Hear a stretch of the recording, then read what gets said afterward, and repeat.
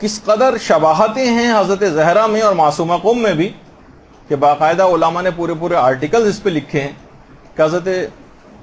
زہرا کی بھی انسان شفاعت کا طلبگار ہے، ان کی بھی شفاعت حاصل ہوگی۔ اسی طریقے سے چھٹے امام کا یہ جملہ بھی ہے سفینۃ البحار میں کہ معصومہ قم کی شفاعت سے ہمارے سارے شیعہ جنت میں داخل ہوں گے۔ اور جب بھی آپ نے دیکھا ہوگا کہ وہاں پہ حرام کی جو زری ہے اس کے اوپر بھی یہ جملہ لکھا ہوا نظر آیا ہوگا آپ کو کہ اشفعی لنا فی الجنہ، اے فاطمہ معصومہ جنت، خدا کی بارگاہ میں جنت کے لیے ہماری سفارش کر دیجیے۔ اور جگہ جگہ آپ کو یہ جملہ لکھا ہوا نظر آئے گا، اور انہی کی زیارت میں ہم کیوں ان سے مانگ رہے ہیں کہ آپ جنت میں ہماری سفارش کر دیجیے؟ کیونکہ اسی زیارت میں آگے چل کر ہے کہ فَإِنَّ لَكَ عِندَ اللَّهِ شَانًا مِنَ الشَّانِ، کیونکہ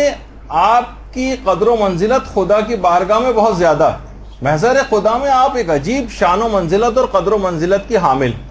اس وجہ سے ہم آپ سے بھیک مانگ رہے ہیں کہ آپ ہماری سفارش کر دیجیے۔ باقاعدہ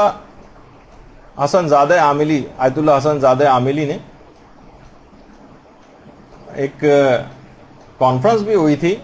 معصومہ قم پر، وہاں پر قم میں، اس میں یہی کہا تھا کہ ہر خاص و عام نے معصومہ قم کے لیے معصومہ کا لفظ استعمال کیا، اور خود ہمارے 8ویں امام نے تو کیا ہی ہے کہ من زار المعصومۃ بقم کمن زارنی، کہ جس نے بھی قم میں معصومہ کی زیارت کی اس نے گویا میری زیارت کی۔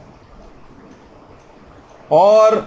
اس لحاظ سے کہ حضرت زہرا بھی معصومہ ہیں اور خود معصومہ قم کا لقب بھی معصومہ ہے۔ حضرت زہرا کے القاب میں سے طاہرہ بھی ہے، محدثہ بھی ہے، معصومہ بھی ہے، اسی طریقے سے معصومہ قم کے القاب بھی طاہرہ بھی ہے، محدثہ بھی ہے، معصومہ بھی۔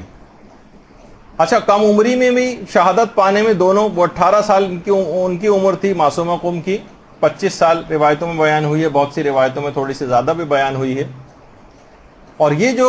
ایک سوال دماغوں میں اکثر لوگوں کے اٹھتا ہے کہ کیا فاطمہ معصومہ قم معصومہ ہیں؟ تو دیکھیے جو 14 معصومین ہیں وہ تو ان کے پاس تو عصمت کبریٰ ہے، عصمت کاملہ ہے، البتہ عصمت صغریٰ بھی ہوتی ہے،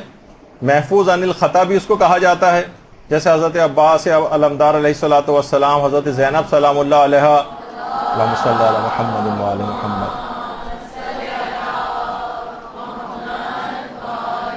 اسی طرح سے معصومہ قم سلام اللہ علیہا، اسی طرح سے مثلا فرشتے بھی معصوم ہیں اور دیگر انبیاء بھی معصوم ہیں، لیکن سب کی عصمت کے درجات الگ الگ ہیں۔ عصمت اکتسابی بھی ایک چیز کہلاتی ہے، یعنی وہ عصمت جو کہ خود محنت کر کے، ریاضیات کر کے اور مجاہدات کر کے حاصل کی جاتی۔ کسی نے آیت اللہ بہجت سے بھی ایک دفعہ پوچھا تھا کہ کیا حضرت فاطمہ معصومہ قم جن کو کہا جاتا ہے کیا یہ واقعی معصومہ ہیں؟ تو آیت اللہ بہجت نے کہا کہ تم اس کی عصمت کا پوچھ رہے ہو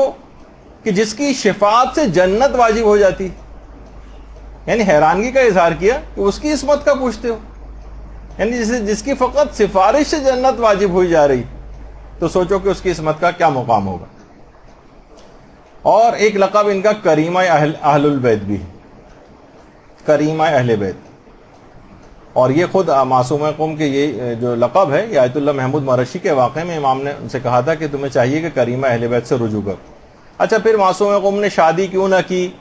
شادی ان کی نہیں ہوئی تھی، اس کے سارے جوابات ہیں جو ہماری سیدانی کی غیر سید سے شادی کے مسئلے کا جو ایک درس ہوا تھا اس کے اندر اس کی تفصیل آئی تھی۔ بہرحال اس زمانے کے سخت ترین حالات تھے، اور ان سے جس کی بھی شادی اگر ہوتی اس کا نتیجہ فقط قتل ہونا تھا، یعنی باقاعدہ علماء نے پورے واقعات اور حالات اس زمانے کے کتنا سخت ترین دور تھا، تو وہ اگر کسی کو اس کی تفصیل چاہیے کہ ان کی شادی کیوں نہیں ہوئی تھی تو مختلف علماء نے اس کے اوپر آرٹیکلز بھی لکھے ہیں، اور اس درس کے اندر بھی اس کی تفصیل مل جائے گی جو اس کو آپ سن سکتے ہیں۔ برحمتك يا أرحم الراحمين وصلى الله على محمد